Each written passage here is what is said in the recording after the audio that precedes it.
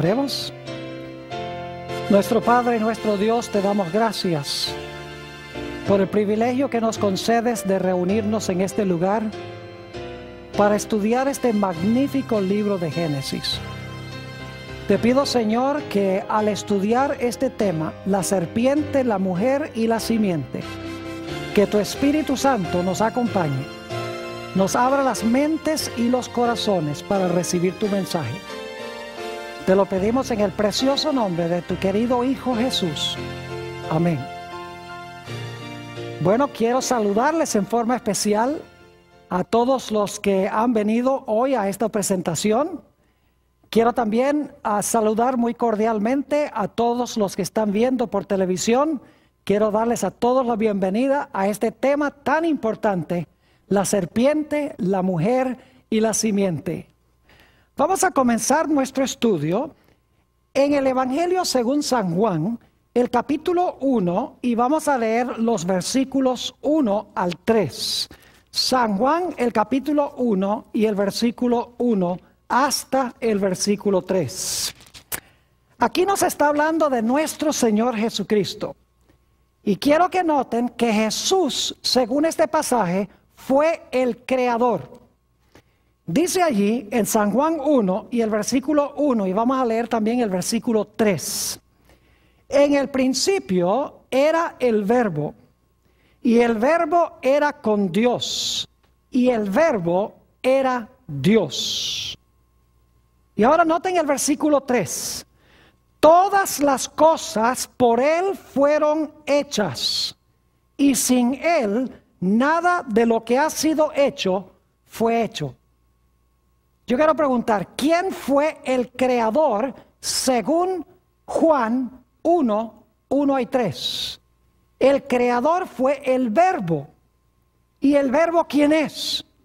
El Verbo es Jesús. Porque en el versículo 14 dice, aquel Verbo fue hecho carne y habitó entre nosotros. Es decir, el creador de San Juan 1, 1 y 3 no fue ni más ni menos que Jesucristo. Ahora quiero ir un momento a Génesis, el capítulo 1 y el versículo 1 para que ustedes vean la conexión con el texto que acabamos de leer. Génesis 1 y el versículo 1. Dice, en el principio creó Dios los cielos y la tierra. Hay tres ideas en Génesis 1:1 afines al texto de San Juan 1, 1 y 3. Ambos usan la expresión en el principio. Ambos hablan de Dios y ambos hablan de la creación. Pero San Juan 1 deja muy en claro que ese creador fue ¿quién? Fue Cristo Jesús, el agente activo de la creación. Ahora, la corona de la creación que hizo Jesús al comienzo fue el hombre. Note lo que dice Génesis, el capítulo 1, y vamos a leer el versículo 28. Génesis, el capítulo 1 y el versículo 28. Hay dos ideas claves que quiero subrayar aquí, y ya les voy a decir cuáles son. Dice en el versículo 28, y los bendijo Dios y les dijo, fructificad y multiplicaos, llenad la tierra y sojuzgadla. Y ahora viene el primer punto que quiero recalcar. Dice, y señoread. Un sinónimo para esa palabra sería gobernad o reinad. Es decir, la función que Dios le dio al hombre fue la de reinar. Pero cada rey tiene un reino, tiene un territorio. Ahora, ¿cuál era el territorio de este rey? Sigue diciendo en el versículo 28, y señoread en los peces del mar, en las aves de los cielos y en todas las bestias que se mueven sobre la tierra. Cielos, aguas y tierra. Es decir, el hombre fue colocado como rey del planeta Tierra. Su función era rey. Su territorio era el planeta Tierra. Pero Jesús le hizo muy claro a Adán y Eva que para continuar reinando y para continuar teniendo este planeta como su esfera de gobierno, ellos debían obedecerle. Así que Dios puso una prueba en el huerto del Edén. Porque Adán y Eva necesitaban escoger servir a Dios. Dios los creó, pero Dios tenía que darles la opción para escoger si querían seguir sirviendo a Dios o no. Así que Dios colocó en el huerto un árbol. Y quiero que noten lo que nos dice Génesis en cuanto a ese árbol. Génesis el capítulo 2 y el versículo 17. Génesis 2 y el versículo 17. En realidad vamos a leer el versículo 16 para el contexto. Y mandó Jehová Dios al hombre diciendo: de todo árbol del huerto podrás comer, mas del árbol de la ciencia del bien y del mal no comerás. Y ahora escuchen bien, porque el día que de él comieres, ciertamente morirás. Dios le dijo al hombre: yo quiero que tú seas rey sobre esta esfera, sobre el planeta Tierra. Prometo bendecirte, fructificarte hasta lo máximo, pero tú tienes que escoger servirme. Así que tengo este árbol. Quiero que te abstengas de comer del árbol. Si te abstienes, vas a continuar disfrutando mi plan para ti. Si no, el mismo día que tú comas del árbol, ese es el día que tú vas a morir. Ahora es importante recordar eso, que Dios le dijo al hombre: el mismo día que comas del árbol, ese día vas a morir. Quiero que recuerden eso porque vamos a volver a ello. Ahora vamos a tomar un paréntesis por un momento para hablar sobre la condición original de Adán y Eva cuando fueron creados. En su estado de inocencia, en su estado de perfección, en su estado de santidad, Adán y Eva estaban desnudos, según dice Génesis, en lo que respecta a vestiduras humanas o vestiduras confeccionadas por seres humanos. Quiero leer ese texto que encontramos en Génesis, el capítulo 2 y el versículo 25. Génesis 2 y el versículo 25. Fíjense que antes de que pecaran, cuando estaban en su estado de inocencia y de perfección y santidad, la Biblia dice que estaban desnudos. Dice en el versículo 25, y estaban ambos desnudos, Adán y su mujer, y no se avergonzaban. Es decir, comparecían ante Dios sin ninguna vergüenza. Ahora yo quiero recalcar que cuando este texto dice que estaban desnudos, lo que significa es que no tenían ropas como las que usamos nosotros, de algodón, de gabardina, de seda, de lino. No tenían vestiduras artificiales. En realidad estaban cubiertos con un manto glorioso de luz como el que cubre a Dios. ¿Saben ustedes que la Biblia dice que Dios está cubierto con vestiduras blancas, pero que las vestiduras blancas son vestiduras de luz? Note lo que dice en los Salmos, el Salmo 104 y el versículo 1 y el versículo 2. Salmo 104 y los versos 1 y 2. Aquí está hablando de la vestimenta de Dios. Dice allí: bendice alma mía a Jehová. Jehová Dios mío, mucho te has engrandecido. Te has vestido de gloria y de magnificencia. Y ahora noten el versículo 2. El que se cubre de luz como de vestidura, que extiende los cielos como una cortina. ¿Cuál es la vestidura de Dios? Dice aquí, el que se cubre de luz como de ¿qué? De luz como de vestidura. Así que cuando la Biblia dice que Dios está vestido con vestiduras blancas, en realidad son vestiduras ¿de qué? son vestiduras de luz. La luz que cubría a Adán y Eva. Estaban desnudos en lo que respecta a vestiduras artificiales, pero estaban cubiertos de la gloria de Dios. Después que pecaron, la Biblia dice, todos han pecado y están destituidos de la gloria de Dios. Hay otros pasajes en la Biblia que indican que las vestiduras son vestiduras de luz. Por ejemplo, leímos en nuestro último tema, Apocalipsis 12:1, donde habla de una mujer. Y dice que la mujer está vestida ¿de qué? Está vestida del sol. Es decir, no son vestiduras artificiales, es una vestimenta de luz. Cuando Jesús fue transfigurado en San Mateo 17 y el versículo 3, dice que los mantos que tenía le brillaban como la luz. Es decir, eran vestiduras de luz las vestiduras de Jesús. Adán y Eva estaban cubiertos con la gloria de Dios en su estado de perfección y santidad. Noten también el Salmo 8 y los versículos 3 al 5. Salmo 8 y los versículos 3 al 5 sobre la vestimenta de nuestros primeros padres.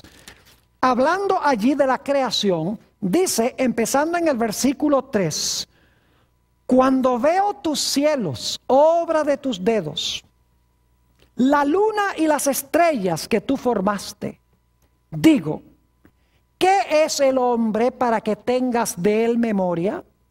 ¿Y el hijo del hombre para que lo visites? Le has hecho, es decir, al hombre, poco menor que los ángeles.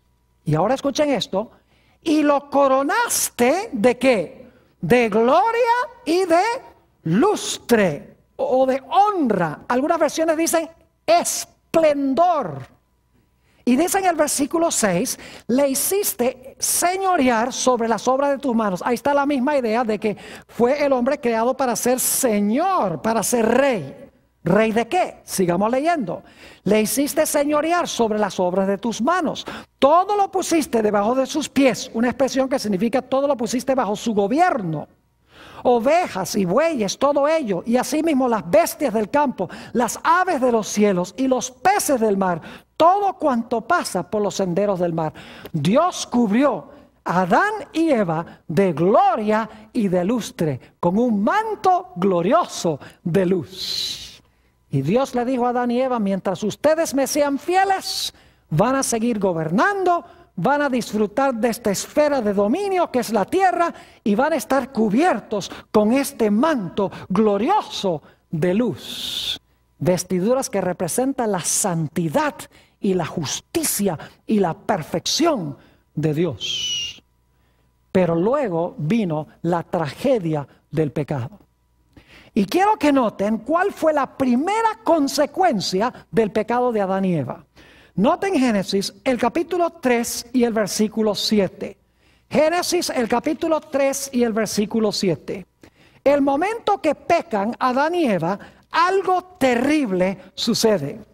Dice en el versículo 7, entonces fueron abiertos los ojos de ambos y conocieron que estaban ¿qué?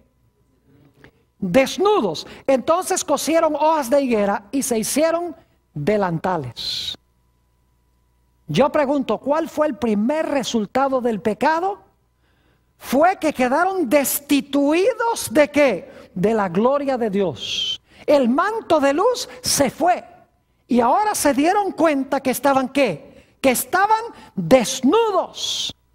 Es decir, el pecado los desvistió del manto de luz. El manto de luz representa la justicia, la perfección y la santidad de Dios. Ahora habían perdido eso porque habían pecado, habían escogido contrariar a Dios. Y quiero que noten qué hicieron ellos para resolver su problema. La última parte del versículo 7 dice, entonces cosieron hojas de higuera y se hicieron ¿qué cosa? Y se hicieron delantales.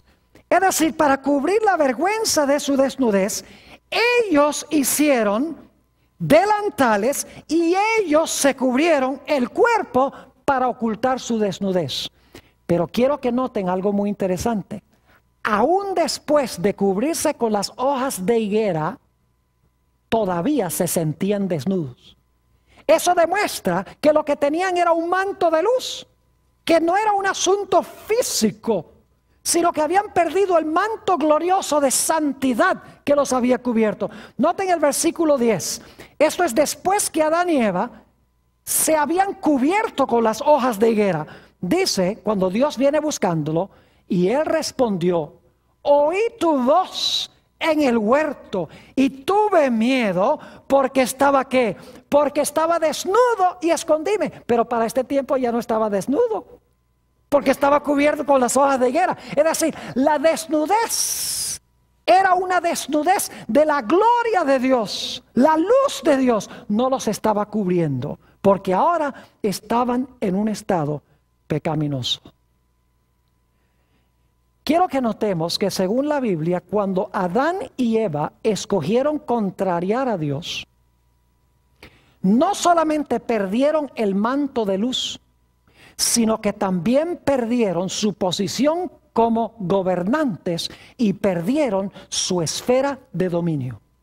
Es decir, su posición como reyes fue tomada por Satanás. Y el mundo sobre el cual ellos gobernaban también fue usurpado por Satanás. Vamos a Génesis, el capítulo 3, y vamos a leer los versículos 8 al 12, para luego ir al Nuevo Testamento para hablar de esta pérdida de dominio y del planeta. Génesis, el capítulo 3 y el versículo 8. Dice lo siguiente: y oyeron la voz de Jehová Dios que se paseaba en el huerto al aire del día. Y el hombre y su mujer se escondieron de la presencia de Jehová Dios entre los árboles del huerto. Pregunto, ¿tenían un bajo concepto propio ahora? ¿Tenían baja estima? ¿Tenían miedo? Claro que sí. ¿Tenían un sentido de culpa? Claro que sí. ¿Se había creado división entre ellos y Dios? Fíjense todos los fenómenos psicológicos que aparecen como fruto del pecado. Para resolver estos problemas hay que resolver el problema del pecado. Noten el versículo 9. Mas Jehová Dios llamó al hombre y le dijo: ¿dónde estás tú? Y él respondió: oí tu voz en el huerto y tuve ¿qué? Tuve miedo porque estaba desnudo y me escondí. Y Dios le dijo: ¿quién te enseñó que estabas desnudo? ¿Has comido del árbol que yo te mandé no comieses? Y el hombre respondió: la mujer que me diste por compañera me dio del árbol y yo comí. ¿Dónde surgen los problemas matrimoniales? Cuando ellos rompen su relación con Dios, se rompe la relación entre ellos. Y todo el mundo empieza a echarse la culpa. Adán dice: la mujer que tú me diste, está echándole la culpa a Dios. Y el hombre y la mujer dice: la serpiente que tú hiciste. En otras palabras, está echando la culpa a la serpiente y a Dios. Tenemos la tendencia de echarle la culpa a los demás cuando estamos en pecado. No asumimos responsabilidad por nuestras propias decisiones, sino que tenemos la tendencia de echarle la culpa a los demás. Es decir, aparecieron todos estos problemas psicológicos como consecuencia del pecado. Perdieron su manto glorioso de luz. Y vamos a encontrar en San Lucas, el capítulo 4, que perdieron su dominio y perdieron su territorio. Noten lo que dice en el Evangelio según San Lucas, el capítulo 4. San Lucas, el capítulo 4, es en el monte de la tentación, a donde se encuentra el diablo con el Señor Jesucristo. Y el diablo le muestra a Jesús todos los reinos del mundo. Y quiero que noten lo que sucede. Lucas 4, y empezando en el versículo 5. Y le llevó el diablo a un alto monte, y le mostró en un momento todos los reinos de la tierra. Fíjense, Satanás le muestra a Jesús todos los reinos de la tierra. Y le dijo el diablo: a ti te daré toda esta potestad y la gloria de ellos, porque a mí me ha sido entregada y a quien quiero la doy. Si tú postrado me adorares, todos serán tuyos. ¿Qué es lo que está diciendo Satanás? Le está diciendo a Jesús, mira, todos los reinos del mundo yo estoy dispuesto a dártelos, porque a mí han sido entregados y a quien yo quiero se los doy. Ahora yo les pregunto, ¿quién le había entregado los reinos a Satanás? Adán. Porque el que fue colocado para gobernar sobre este mundo fue Adán. Adán es una palabra genérica que significa hombre, incluye hombre y mujer. Es decir, que ahora Satanás usurpó el dominio y quitó el planeta de las manos del hombre. El hombre necesitaba a alguien que rescatara lo que se había perdido, que eliminara el pecado, que vistiera de nuevo al hombre con la gloria de Dios y que le restaurara su posición como rey y le restaurara su territorio, el planeta Tierra. Lo que pasa es que dentro de la raza humana no había nadie que pudiese hacerlo. Porque la Biblia dice que todos han pecado y están destituidos de la gloria de Dios. No hay justo ni aún uno. La raza humana necesitaba un redentor. Necesitaba un campeón que viniera para quitarle a Satanás lo que Satanás le había quitado al hombre. Para que nuevamente el hombre pudiese estar vestido con el manto glorioso de Dios. Para que pudiese recuperar su posición como rey y para que pudiese recuperar su territorio, el planeta Tierra, y para que eliminando el pecado, el hombre pudiese nuevamente tener una vida balanceada, sin temor, sin baja estima propia y sin vergüenza. La pregunta clave es, ¿quién podía hacerlo? Bueno, Dios tenía una solución al problema. Vamos a mi versículo favorito de la Biblia. Génesis, el capítulo 3 y el versículo 15. Ustedes pueden imaginarse la escena. Adán y Eva se encuentran en el huerto del Edén. Están temblando, escondidos en medio de los árboles del huerto, desnudos, destituidos de la gloria de Dios. Sabiendo que han perdido dominio, que el enemigo ahora ha tomado el reinado sobre ellos. Saben que han perdido el derecho al planeta Tierra. Y están temblando porque Dios ha dicho, el día que comas del árbol, ese mismo día vas a morir. No entendían a su plenitud lo que significaba morir porque no había muerte, pero sabían que era algo terrible. Y cuando están temblando, Dios desciende al huerto y llama al hombre y le dice, ¿dónde estás tú, Adán? Y Adán dice, oh, me escondí en medio del huerto porque tuve miedo, porque estaba desnudo. En cualquier momento Adán está esperando que caiga un relámpago que lo destruya en el momento, en el acto. Pero Dios ha descendido al huerto para hablar con la serpiente. Yo quiero que ustedes noten que en Génesis 3, primero Dios habla con la mujer, luego habla con el hombre y finalmente termina hablándole a la serpiente. Quiero que noten lo que dice Génesis, el capítulo 3, Génesis, el capítulo 3 y el versículo 15. Dios le está hablando a la serpiente, a Satanás. Le está diciendo, si tú le quitaste la gloria al hombre, tú le quitaste el reino, tú le quitaste el planeta, tú trajiste toda clase de consecuencias, tú trajiste la muerte al mundo, pero yo te estoy advirtiendo que algo va a pasar que te va a quitar el dominio. Noten Génesis 3:15. Dios dice a la serpiente, y Adán y Eva están escuchando. Esto se conoce como la primera promesa de salvación que Dios le dio al hombre, pero una promesa indirecta, porque aquí le está hablando Dios a la serpiente, pero Adán y Eva están escuchando lo que Dios le está diciendo a la serpiente. Así que es una promesa indirecta a ellos, lo que Dios le dice a la serpiente.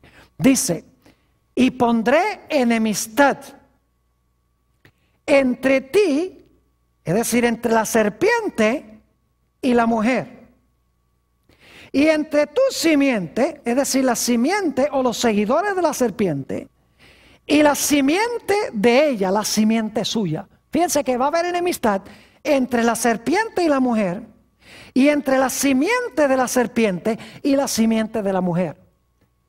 Pero quiero que sepan que esa no es la enemistad verdadera. Hay enemistad entre serpiente y mujer y entre las dos simientes. Pero la verdadera enemistad es entre la simiente de la mujer y la serpiente. Note lo que dice la última parte del versículo. Dice, esta, es decir, la simiente de la mujer, te herirá en la cabeza y tú le herirás a la simiente de la mujer en el calcañar. Fíjense que la simiente es uno, porque dice en el calcañar, un calcañar. Y es la simiente de la mujer, es decir, uno que va a nacer de la mujer. Dios le está diciendo a la serpiente, mire, yo voy a mandar una simiente al mundo nacido de mujer. Y esa simiente que nace de una mujer te va a hacer la guerra. En el proceso de la guerra, tú le vas a causar dolor, le vas a herir el calcañar, pero te va a salir caro. Porque cuando tú le hieras el calcañar, el pie de él va a caer sobre ti y te va a aplastar la cabeza. La imagen que se está dando aquí es de una persona que está levantando el pie porque hay una serpiente en el piso y quiere que el pie caiga sobre la cabeza de la serpiente. Yo pregunto, si usted levanta el pie para pisar la cabeza de una serpiente, ¿qué le podría pasar a usted? La serpiente le podría morder, ¿qué cosa? El calcañar. Pero después de morder el calcañar, dice que el pie iba a caer sobre la cabeza de la serpiente para aplastarle la cabeza. Ahora yo pregunto, ¿qué viene primero? ¿La serpiente le muerde el calcañar a la simiente de la mujer o la simiente de la mujer le aplasta la cabeza a la serpiente? ¿Qué pasa primero? Usted dice, pastor, es una pregunta ridícula porque obviamente primero la serpiente le muerde el calcañar y luego el pie le cae en la cabeza. Porque si el pie le cae primero en la cabeza, entonces, ¿cómo va a poder morderle el calcañar? Es decir, lo que está diciendo esta profecía es que va a venir una simiente nacida de mujer y que esta simiente nacida de mujer va a declarar la guerra a la serpiente. En el proceso de la guerra, la serpiente va a herir a la simiente de la mujer, pero la simiente de la mujer, como resultado, le va a aplastar la cabeza. Esta es una declaración de guerra de Dios contra la serpiente.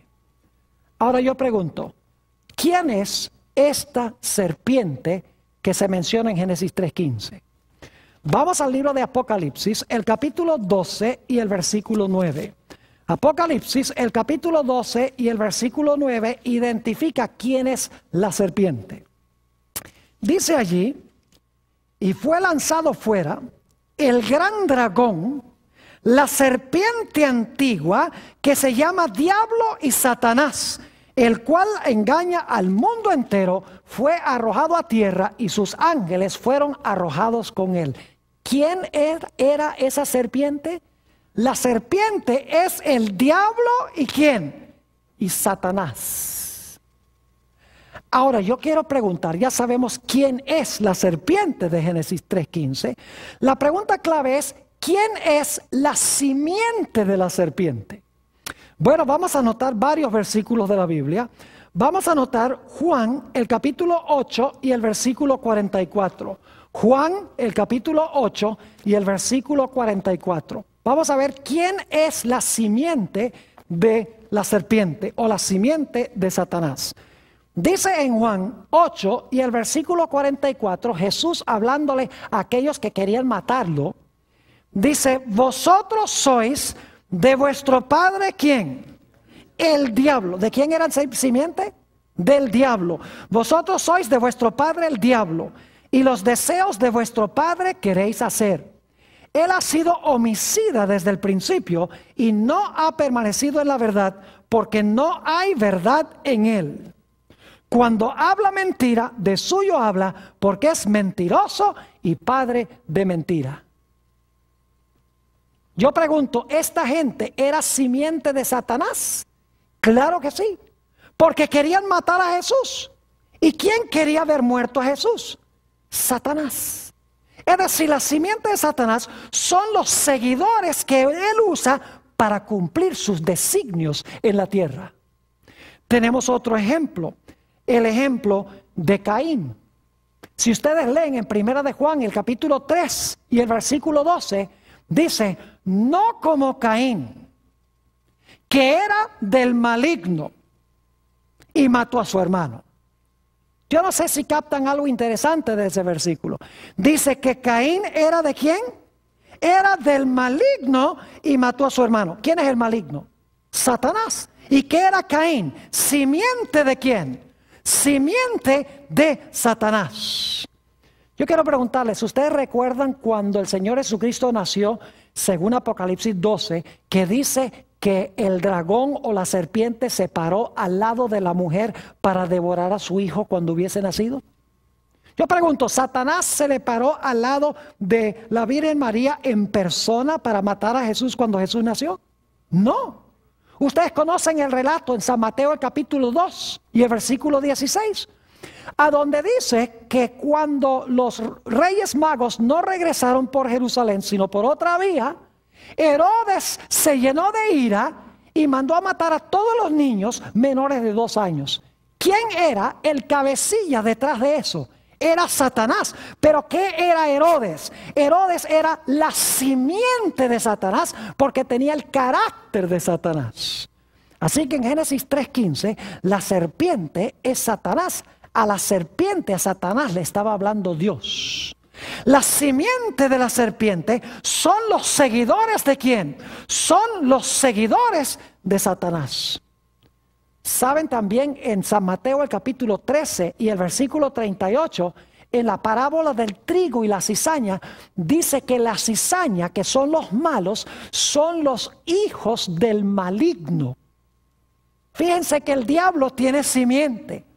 No son hijos literales, es decir, no nacieron de una madre literal, pero son simiente de Satanás porque tienen el mismo carácter que tiene Satanás.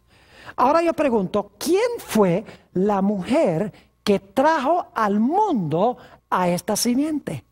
Cuando dice que iba a nacer de la mujer una simiente, ¿de quién nació esa simiente? Vamos a Gálatas, el capítulo 4 y el versículo 4. Gálatas, el capítulo 4 y el versículo 4 nos explica quién era la mujer y quién era la simiente de la mujer. Dice allí en Gálatas 4:4, pero cuando vino el cumplimiento del tiempo, Dios envió a su Hijo, ¿nacido de qué? Nacido de mujer y nacido bajo la ley. ¿Quién fue la simiente nacida de mujer? No fue ni más ni menos que Jesús. Note también Gálatas 3 y el versículo 16. Gálatas el capítulo 3 y el versículo 16. Aquí habla también de la simiente. Dice, ahora bien, a Abraham fueron hechas las promesas y a su simiente. No dice, y a las simientes como si hablase de muchos, sino como de uno. Y a tu simiente, la cual es ¿quién? Tu simiente, la cual es Cristo. ¿Quién es la simiente nacida de mujer? Cristo Jesús, que nació en este mundo cuando vino el cumplimiento del tiempo. Noten Mateo, el capítulo 1 y el versículo 16. También sobre la identidad de la mujer y de la simiente. San Mateo, el capítulo 1 y el versículo 16. Dice aquí, y Jacob engendró a José. Ahora escuchen esto. Marido de María, de la cual nació Jesús, llamado el Cristo. Ahora ese versículo es crucial. No sé si lo leyeron con cuidado. Yo pregunto, ¿era Jesús hijo de José? ¿Nació Jesús de José? No, fíjense lo que dice el versículo. Dice, y Jacob engendró a José, marido de María, de la cual nació Jesús. Es decir, Jesús nació de María, pero no de quién, no de José. Ahora yo pregunto, todos los demás que están en la lista ahí en Mateo 1 nacieron de un hombre. Si ustedes miran la genealogía, dice, este hombre engendró a este hombre, engendró a este hombre, engendró a este hombre. Todos son engendrados por hombres. Pero cuando él llega, el último en la lista, desconoce a José como el padre de Jesús. Dice que Jesús nació de María, porque en Génesis 3:15 dice que la simiente iba a nacer de una ¿quién? De una mujer sin la intervención de un hombre. Noten Apocalipsis el capítulo 12, Apocalipsis el capítulo 12 y el versículo 5, Apocalipsis 12 y el versículo 5. Hablando aquí del nacimiento de Jesús, dice, hablando de la mujer, y ella dio a luz un hijo varón, que regirá con vara de hierro a todas las naciones, y su hijo fue arrebatado para Dios y para su trono. Ahora yo quiero preguntarles, ¿cuántos de ustedes conocen a algún hijo que no sea varón? ¿Alguien conoce un hijo que no sea varón? Yo no conozco el primer hijo que no sea varón. Conozco hijas que no son varón. Pero todo hijo es varón. No hubiera sido necesario poner hijo varón. Con hijo hubiera sido suficiente. Tuvo un hijo. Pero aquí se quiere recalcar que era un hijo masculino. Él te aplastará la cabeza. Tú le herirás a él en el calcañar. Es decir, la mujer iba a traer al mundo a una simiente masculina para hacerle la guerra a la simiente, para aplastarle la cabeza y quitarle a Satanás lo que Satanás le había quitado al hombre. Es decir, Dios le estaba diciendo a Satanás, mira, tú le quitaste al hombre su manto glorioso de luz. Tú le quitaste su posición como rey. Tú le quitaste el planeta Tierra. Tú traíste toda clase de trastornos psicológicos a su vida. Tú has introducido al mundo la muerte. Pero yo te quiero decir que tu poder va a terminar. Porque yo voy a mandar a este mundo una simiente nacida de mujer. Esa simiente nacida de mujer te va a hacer la guerra a muerte. Te estoy declarando la guerra. En el proceso de la guerra tú le vas a causar dolor.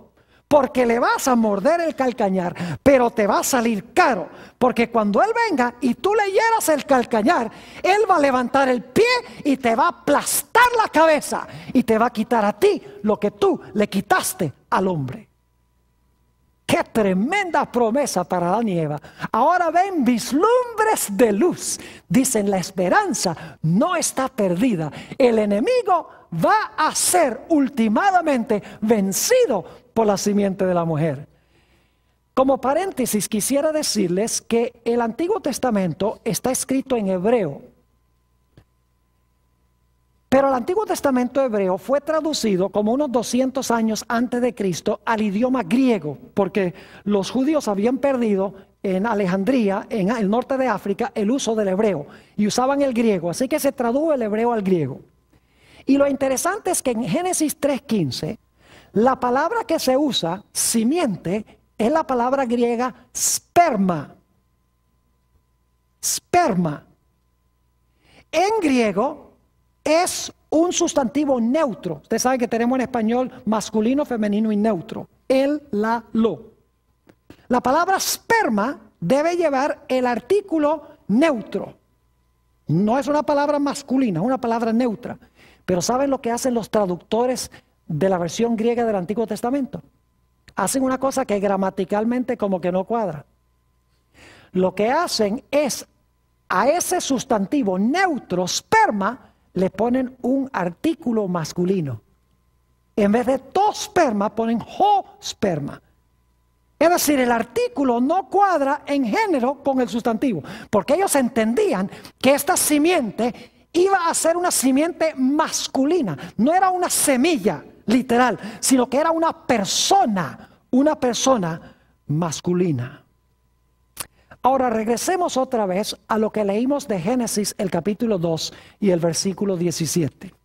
Génesis, el capítulo 2 y el versículo 17. Dice allí: mas del árbol de la ciencia del bien y del mal no comerás, porque 1000 años después que comas, morirás. Porque 930 años después de comer del árbol, morirás. ¿Así dice? No. ¿Qué dice? Porque el día que de él comieres, ciertamente morirás. ¿Cuándo iban a morir Adán y Eva? El día que comieran del árbol.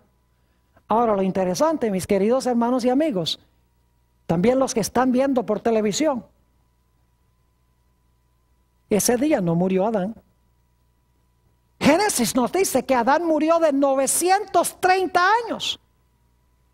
Entonces uno dice, ¿cómo se cumplió esto que dijo Dios? Que dijo, el mismo día que comas del árbol es el día que vas a morir. Algunos dicen, bueno, comenzó a morir ese día o murió espiritualmente, y dan toda clase de explicaciones. Pero Dios está diciendo, el día que tú comas de este árbol vas a dejar de existir.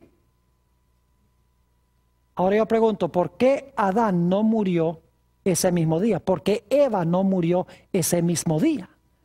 Oh, vamos a Génesis el capítulo 3 y el versículo 21. Génesis 3, 21. En este momento Adán y Eva estaban ¿en qué condición? Desnudos, destituidos de la gloria de Dios, sin santidad, en pecado. Y se ponen hojas de higuera. Nada que tapa la vergüenza de su desnudez. Pero ahora Dios sí va a tapar su desnudez. Noten Génesis, el capítulo 3 y el versículo 21. Dice, y Jehová Dios hizo al hombre y a su mujer túnicas de pieles y los vistió. ¿Quién hizo las túnicas? Jehová Dios. ¿Quién los vistió? Dios. ¿De qué eran las túnicas? De pieles. Yo pregunto, ¿qué necesitan hacer ustedes para conseguir la piel de un animal? Para adquirir la piel de un animal, el animal tiene que ¿qué? El animal tiene que morir, tiene que matar al animal. Yo pregunto, ¿qué hubo ese día cuando Adán y Eva pecaron? Murieron por lo menos 2 animales. Porque dice, no dice piel, sino que dice ¿qué cosa?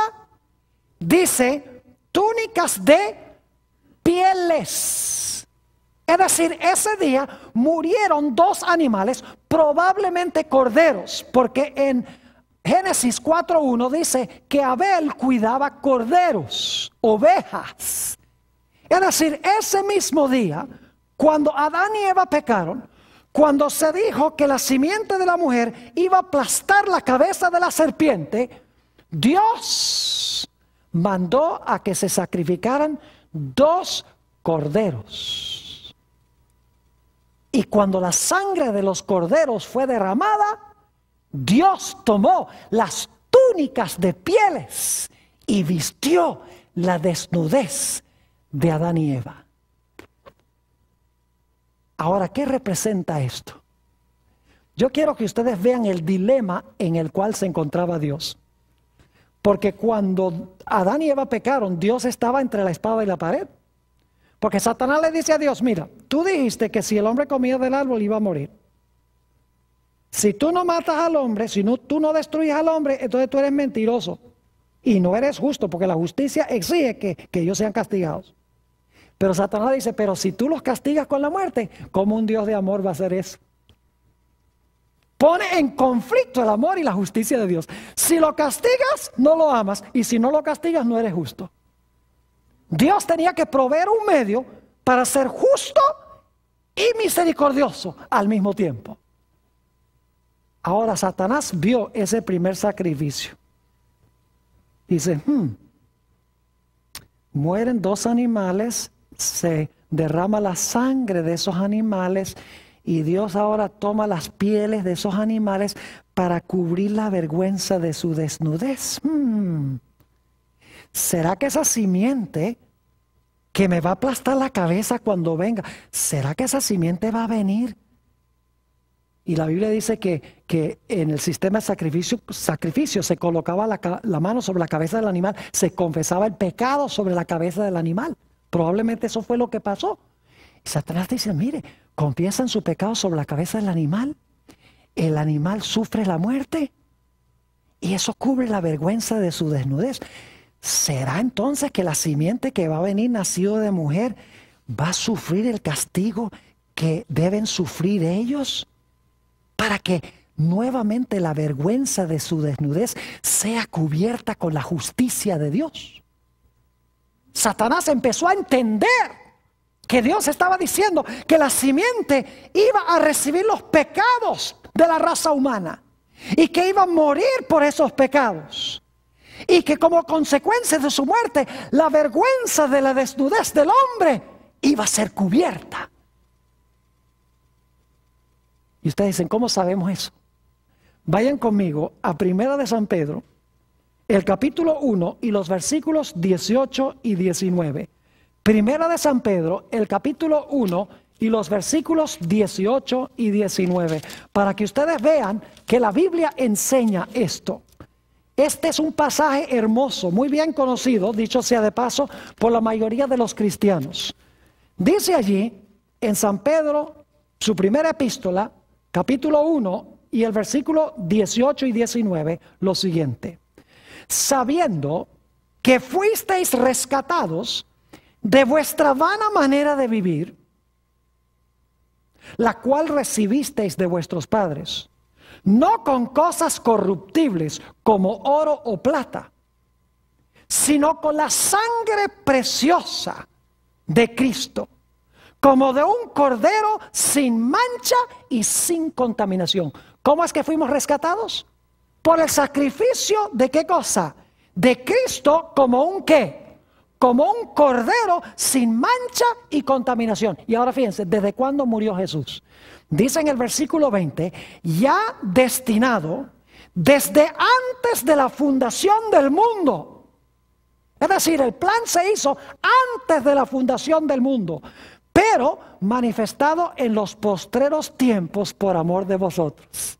El plan hecho antes del pecado, implementado cuando Cristo vino a morir en la cruz del Calvario.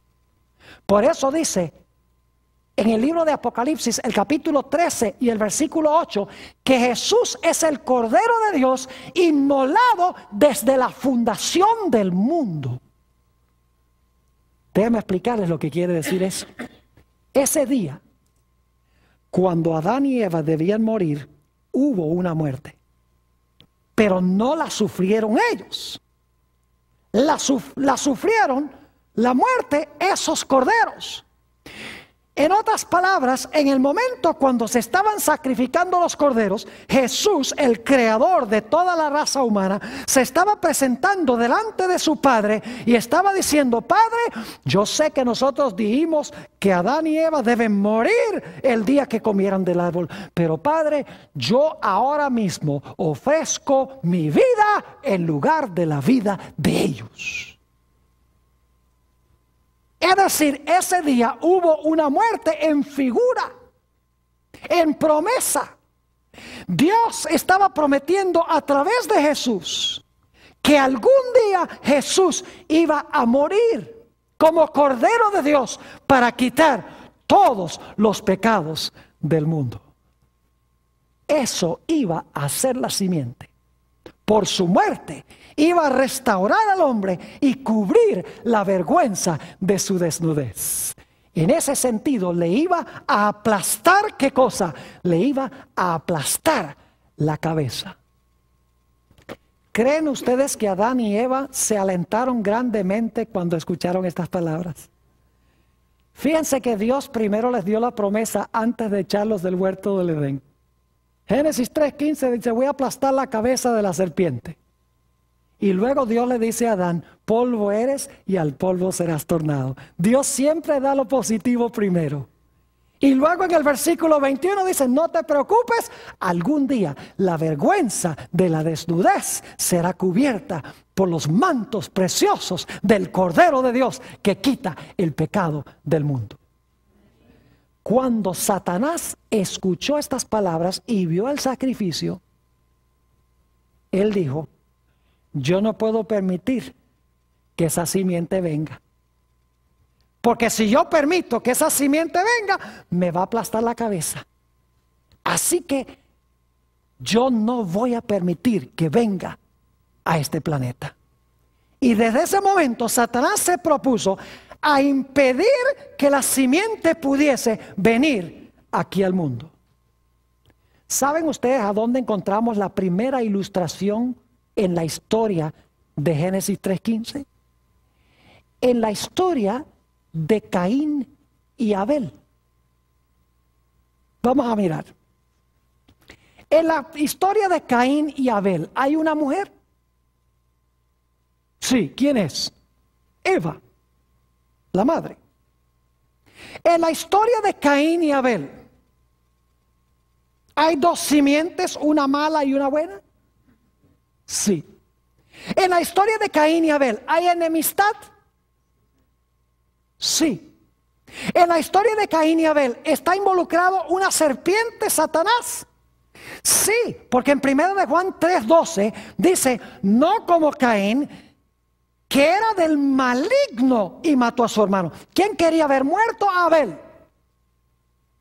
No primordialmente Caín, sino ¿quién? Satanás. E inmediatamente nos preguntamos, ¿por qué razón es que Satanás quería ver muerto a Abel? Sencillamente porque retumbaba en los oídos de Satanás la promesa de Génesis 3:15. Dios va a mandar una simiente al mundo, nacido de mujer, que me va a hacer la guerra y me va a aplastar la cabeza. Y Satanás sospechó que esa simiente podía ser ¿quién? Abel. Por lo tanto, Satanás dice, yo acabo con Abel y como ya no hay simiente, no se cumple Génesis 3:15. No me aplastan la cabeza. Pero los planes de Dios no conocen derrota. Noten Génesis el capítulo 4 y el versículo 25 para que vean que esta interpretación es correcta. Génesis el capítulo 4 y el versículo 25. Después que Caín mata a Abel, dice, y conoció de nuevo Adán a su mujer, la cual dio a luz un hijo. Y llamó su nombre Set. El nombre Set significa sustituto. Significa reemplazo. Llamó su nombre Set. Y ahora explica por qué. Porque Dios, dijo ella, me ha sustituido otro hijo. En realidad en el hebreo dice, me ha sustituido otra simiente en lugar de Abel, a quien mató Caín. Dios dice, tú me mataste a Abel, aquí te mando otro, aquí está Set. Y pronto Satanás se da cuenta que matando la simiente de nada le sirve, porque Satanás mata a una y Dios trae a otro. Así que Satanás pronto se da cuenta que lo que está haciendo Dios está formando un linaje de donde finalmente va a venir la simiente.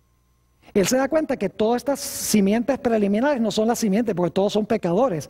Abel pecó, todos los demás, Set pecó, todos eran pecadores. Estos no pueden ser la simiente prometida, porque tiene que vivir sin pecado.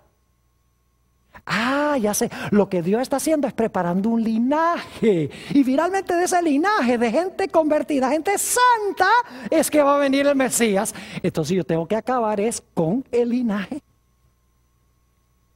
Y como vamos a estudiar cuando analicemos la historia del diluvio, Satanás entremezcló a los hijos de Dios, que son el linaje de los fieles, con las hijas de los hombres, las descendientes del malévolo Caín. Y el fin era, entremezclando el linaje de los justos con el linaje de los injustos, entremezclándolos en matrimonio, de que los hijos de Dios perdieran su identidad y desapareciera el linaje. Porque si desaparecía el linaje, desaparecía la posibilidad de que viniera la simiente prometida al mundo. Todo el Antiguo Testamento tiene esta batalla como centro. Satanás obrando para que la simiente no pueda venir y Dios preparando el mundo para traer al mundo a la simiente. Y saben que Satanás antes del diluvio casi tiene éxito. Porque de los millones de personas, las millones de personas que había en el planeta Tierra antes del diluvio, solamente 8 permanecieron fieles a Dios y se salvaron finalmente. Es decir, si Dios no hubiera traído el diluvio, hubiera desaparecido el último justo del planeta Tierra y Dios no hubiera tenido un linaje a través del cual traer a la simiente prometida al mundo. Porque Satanás sabía que su propia existencia estaba en juego. Satanás sabía que si él permitía que esa simiente viniera, que la simiente le iba a hacer la guerra y le iba a aplastar la cabeza. Y Satanás no pudo en el Antiguo Testamento impedir que la simiente venga. Porque en Gálatas 4:4 dice que cuando vino el cumplimiento del tiempo, en el momento exacto en que Dios había determinado, Dios envió a su hijo nacido de mujer. Y Satanás dijo, ahora no pude impedir que viniera, pero ahora que nació, lo voy a matar. Y se paró al lado de la mujer para matar al niño. Pero no tuvo éxito. Dios ganó la victoria y trajo la simiente al mundo.